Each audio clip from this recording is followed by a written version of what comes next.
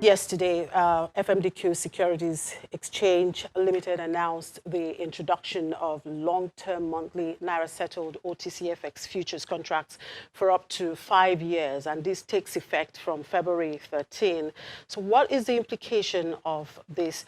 Let's talk to the Managing Director, FMDQ Securities Exchange Limited, Tumi Sekoni. Good morning, Tumi. Thank you for joining us. Good morning. Now, in 2016, the central bank introduced the naira-settled OTC FX futures. Can you provide some kind of background on this? Okay, so in that year, 2016, and even maybe prior, 2015, there was a bit of challenge in the FX market. And what you found was the rates were sort of going away with themselves because people were hoarding FX, because of the uncertainty really in the market with respect to crude and the rates, the naira rates. So what happened was the requirement for having a hedging product became very apparent. And one of the things that the CBN did in that period was to, in conjunction with FMDQ, introduce a hedging product for the FX market. And that's how the naira-settled OTC FX futures was birthed. How has the market fared so far? What values and volumes have FMDQ seen in this market since its inception? Well, the market has fared very, very well. And over time, over the few years from 2016 through to 2019, we've seen considerable increase in participation in the futures product. And what we have found also, what has happened is the futures product has helped to stabilize the FX market. So in conjunction with the I&E window, we see demand for FX is being met by supply. So we've not had rates just go away with themselves as they did prior from 2016 and prior. And what you have now, we've done in total about 36 billion worth of futures contracts. About 26 billion thereabout have been settled, and we have about 10.7 billion outstanding. Yesterday, you hit a milestone, 60 monthly contracts by the CBN. What is the rationale for this? How will this benefit the market? Okay, so when the futures product was launched, as you'd imagine, this is something novel, new in the market. People didn't really understand it. And even for, central bank and FMDQ, we had to ensure that what we're bringing into the market was something sustainable and would actually work over time.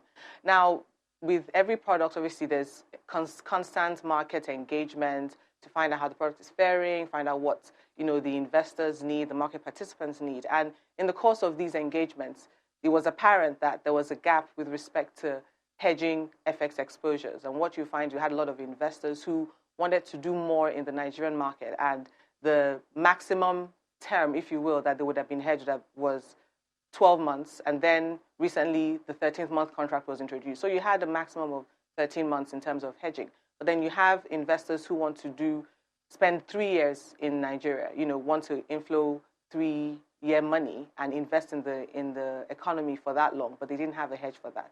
So after, again, market engagements, the central bank approved the extension, if you will, of the hedge product to 5 years. But then, given the volatility of a currency, do you think creating contracts of up to 5 years is the way to go in light of various macroeconomic uncertainty?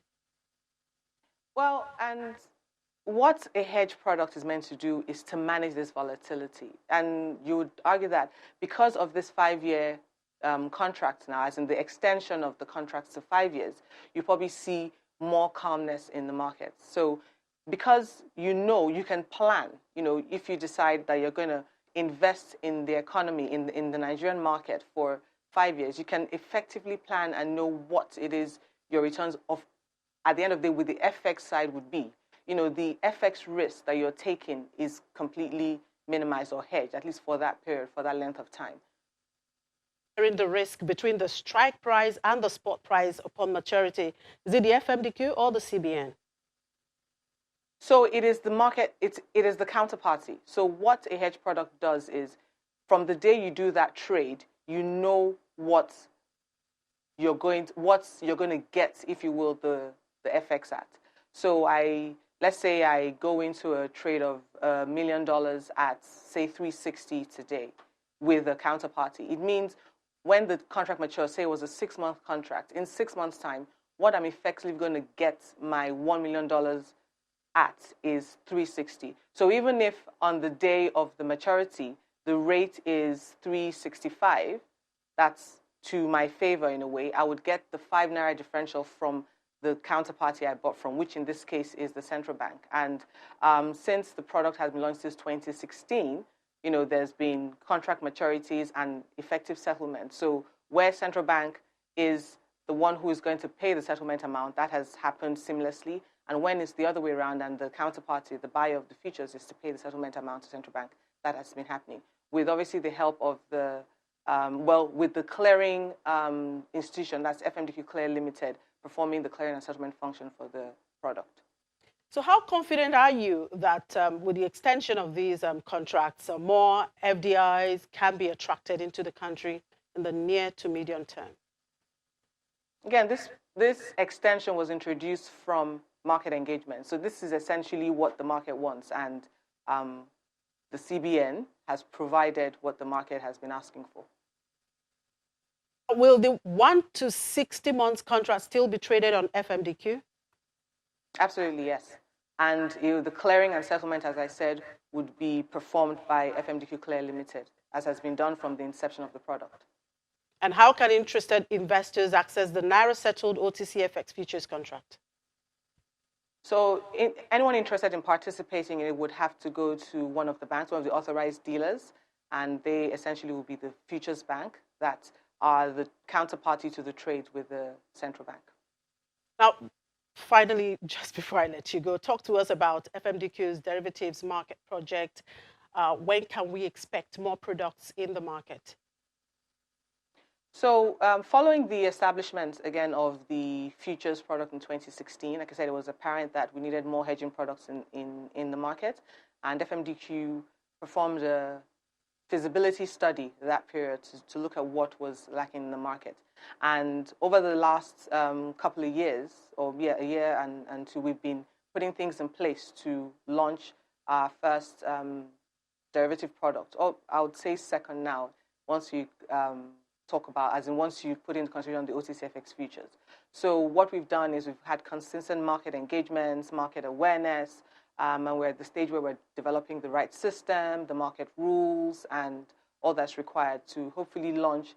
We're looking at interest rates futures and also bond futures sometime this year. I thank you, Tumi, for your time. Tumi Sekoni is the Managing Director of FMDQ Securities Exchange.